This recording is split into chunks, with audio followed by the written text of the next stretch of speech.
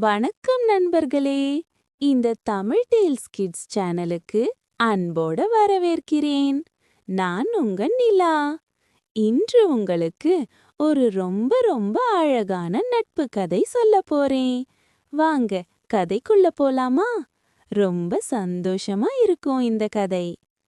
ஒரு பெரிய காட்டில ஒரு சின்ன நரி இருந்துச்சு. பேரு நண்பன். நண்பன் ரொம்ப தந்திரமான நரி.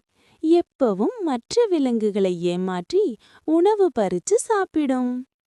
அதனால காட்டுல இருந்த எல்லா விலங்குகளும் நண்பன் நரியோட நட்பு வைக்கல. முயல் இவன் நம்மை ஏமாற்றுவான்னு பயந்துச்சு. குரங்கு இவன் தந்திரக்காரன்னு ஒதுங்கினா. மான், பறவை எல்லாம் நண்பன் நரியோட பேச வேண்டாம்னு சொல்லிக்கிட்டாங்க. நண்பன் தனியா இருந்துச்சு. ரொம்ப தனிமையா, ரொம்ப வருத்தமா. நான் ஏமாற்றினதால தான் எல்லாரும் என்னை விட்டு விலகுனாங்க. இனிமே நான் நல்லா இருக்கணும்னு தினமும் நினைச்சுச்சு. ஒரு நாள் காட்டுல பெரிய பெரிய புயல் வந்துச்சு. மரங்கள் உடைஞ்சு பாதை மூடுபட்டு போச்சு. எல்லா விலங்குகளும் தனியா சிக்கிக்கிட்டாங்க.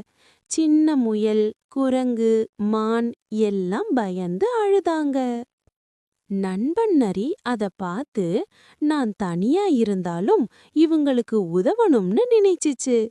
அது மெதுவா எல்லா விலங்குகளையும் தேடி எல்லாரும் சேர்ந்து இருந்தா வெளியே போகலாம்னு சொன்னுச்சு. முதல்ல முயல் பயந்துச்சு. நீ எங்களை ஏமாற்றுவியோன்னு கேட்டுச்சு. நண்பன் சிரிச்சு, இல்ல, இனிமே நான் உண்மையா இருப்பேன். நீ என் நண்பனாயிரு, நான் உன்னை காப்பாத்துறேன்னு சொன்னுச்சு. பிறகு குரங்கு, மான், பறவை எல்லாம் நண்பன் நரியோட நம்பிக்கையோட சேர்ந்தாங்க. அவங்க எல்லாரும் ஒன்றாக மரங்களை தள்ளி பாதையை திறந்தாங்க. நண்பன் நரி முன்னாடி நின்னு வழி காட்டுச்சு. மற்றவங்க பின்னாடி உதவி பண்ணாங்க. கடைசியா எல்லாரும் பாதுகாப்பா வெளியே வந்தாங்க. எல்லா விலங்குகளும் நண்பன் நரியை அணைச்சாங்க. நீ இல்லாம நாங்க தப்பிக்க முடியாதுன்னு சொன்னாங்க. அதிலிருந்து காட்டுல எல்லாரும் நண்பன் நரியோட நண்பர்களா ஆயிட்டாங்க.